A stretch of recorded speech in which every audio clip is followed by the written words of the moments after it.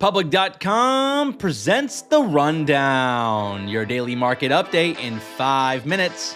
My name is Zaid Admani, and today is Thursday, February 27th.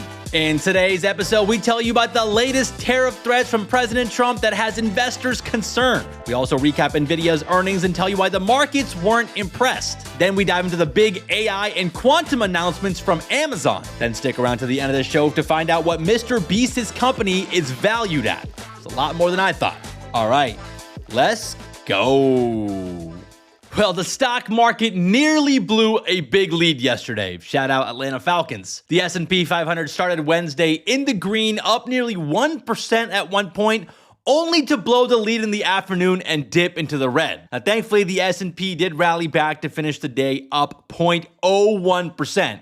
So pretty much flat, but technically in the green, which snapped a 4-day losing streak. The Nasdaq also finished in the green, up 0.3%. Now, obviously, the big story yesterday was Nvidia earnings, which came out after the market closed. We're going to dive into those in a bit. But the news that seemed to rock the markets yesterday was additional tariff threats by the president. Donald Trump said he was preparing to hit the European Union with 25% tariffs, which seems to have spooked investors. And to add to that, this morning, the president said that 25% tariffs against Mexico and Canada will go into effect on March 4th. Trump will also hit China with an additional 10% tariff, and reciprocal tariffs will go into effect in April. So yeah, Trump was pretty active on Truth Social this morning. Might be a bumpy ride to close out this week for the stock market, especially since we're also getting an inflation report tomorrow morning. The PCE inflation report, which is the Federal Reserve's preferred inflation gauge, is coming out. And there's already concerns about inflation starting to creep back up again, especially with these tariffs going into place, which tend to be inflationary. So tomorrow's report will be a pretty critical one. We'll recap that report on tomorrow's episode and tell you how the markets are reacting to these new tariff threats. So make sure you guys are subscribed to the podcast to stay in the loop. Think investors might be starting to take the tariff threats pretty seriously now.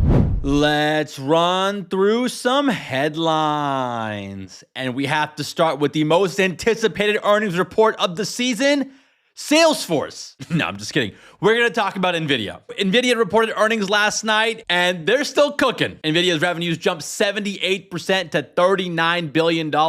Their profits nearly doubled to $22 billion.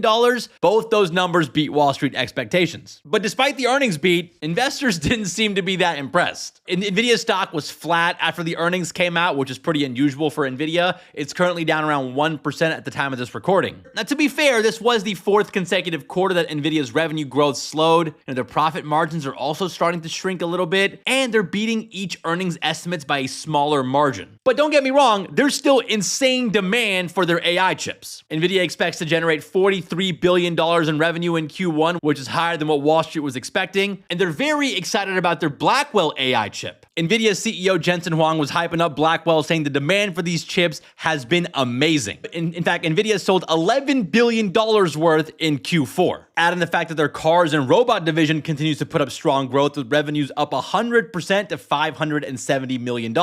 So again, huge demand for Nvidia chips all over the world. But there are some long-term concerns from investors. Earlier this week, we talked about how Trump is planning to increase export restrictions. On top of that, you have big tech companies like Amazon, Microsoft, OpenAI, and Google potentially working on building their own AI chip, which could decrease the demand for Nvidia chips in the long term, because these big tech giants are some of Nvidia's biggest customers right now. So I think that's why some of the hype around Nvidia is starting to fade a bit. They're still the market leader, they still make a ton of money, but the excitement just isn't the same. Now, beyond just the AI stuff, remember, Nvidia used to be a gaming company. They sold graphics cards. These days, gaming only accounts for 6% of Nvidia's total revenue, and it continues to be a shrinking piece of the pie. In fact, their gaming revenue dropped 11% in Q4. Back in 2022, gaming was nearly 50% of their revenue. So it's crazy to think how much their business has changed in just 3 years. Now, shifting gears a bit, let's talk about something that's been taking some hype away from AI, and that is quantum computing. I feel like we get some sort of quantum breakthrough every week at this point, and it happened again. Amazon just announced their first quantum computing chip called Ocelot. In a partnership with Caltech,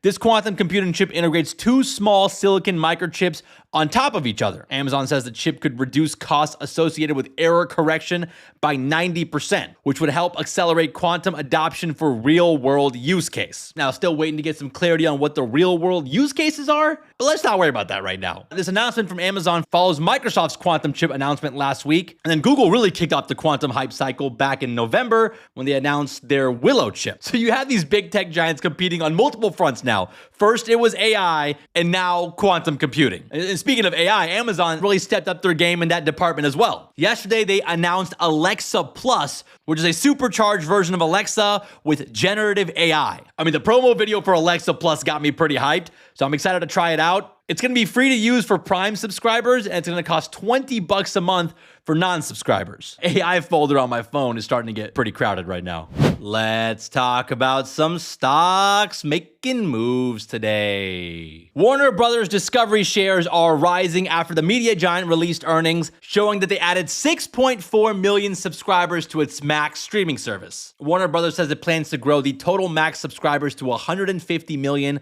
by the end of 2026, representing nearly a 30% growth in the current subscriber count of 117 million. Max is planning to launch internationally, with services coming to UK, Ireland, Italy, and Germany by next year. So investors like the sound of that, and shares of WBD are up more than 4% this morning on this news. On the flip side, shares of Sweetgreen are falling after the salad company missed on revenue estimates and provided weaker than expected same-store sales guidance for the year. The company blamed the California wildfires for hurting Sweetgreen's Q1 performance, as LA makes up about 15% of their sales. Sweetgreen expects same-store sales growth to be between 1% to 3% for the year, while estimates were calling for growth to be around 4%. So investors are kind of nervous right now, and shares of Sweetgreen are down more than 10% this morning on this news. By the way, Salesforce also reported earnings last night. And funny enough, Slack, which they own, was down for pretty much the entire day yesterday. Coincidentally, it was also probably the most productive day of the year for a lot of people. Salesforce stock is down around 3% this morning, maybe because people might stop using Slack because they realize how productive they can be. Or it could also be the fact that Salesforce missed on revenue expectations and provided a weak guidance. But hey, this Slack thing is funnier, right? Let's wrap the show with a fun fact. The biggest YouTuber in the world, Mr. Beast, is looking to raise hundreds of millions of dollars to expand his business, according to reporting from Bloomberg. This new funding round by Mr. Beast would value his company at $5 billion, which is really shocking. Now, to be fair, Mr. Beast does have a lot of businesses. Obviously, he does his YouTube videos, but also he owns Feastable Chocolates. He also has Lunch Lead that he launched recently, which is a competitor to Lunchables. And according to Bloomberg, Mr. Beast's businesses generate over $400 million in revenue, and they're profitable. And so it looks like he's trying to expand that. I'll be honest with you guys, not really a Mr. Beast guy. I think I've seen like 2 of his videos. Not really my cup of tea, but the numbers speak for themselves. All right, he has more than 300 million subscribers on his main YouTube channel, and he's making hundreds of millions of dollars. Well, all right, guys, that's the rundown for today. Hope you guys enjoyed today's episode. If you did and you have like 12 extra seconds, consider giving us a 5-star rating on Apple or Spotify. Vote in today's Spotify poll. Leave us a comment on Spotify. All that engagement really does help us out, and it helps other people find the show. Thank you guys again for listening. Shout out to Mike and Connor for all the help behind the scenes. And we'll see you guys back here tomorrow. This is The Rundown, your real-time resource for news, events, and trends in the markets. All views presented in the show reflect the opinions of the guests. You should not take any mention of a publicly traded security as recommendation to buy, sell, or hold that security. Rundown guests are not financial advisors and are not affiliated with Public Holdings or its subsidiaries. You should make your own financial and investment decisions or consult respected professionals. Learn more at public.com disclosures. In partnership with Zaid Admani, brokerage services for U.S. listed, registered securities are offered by Open to the Public Investing Incorporated, member FINRA and SIPC.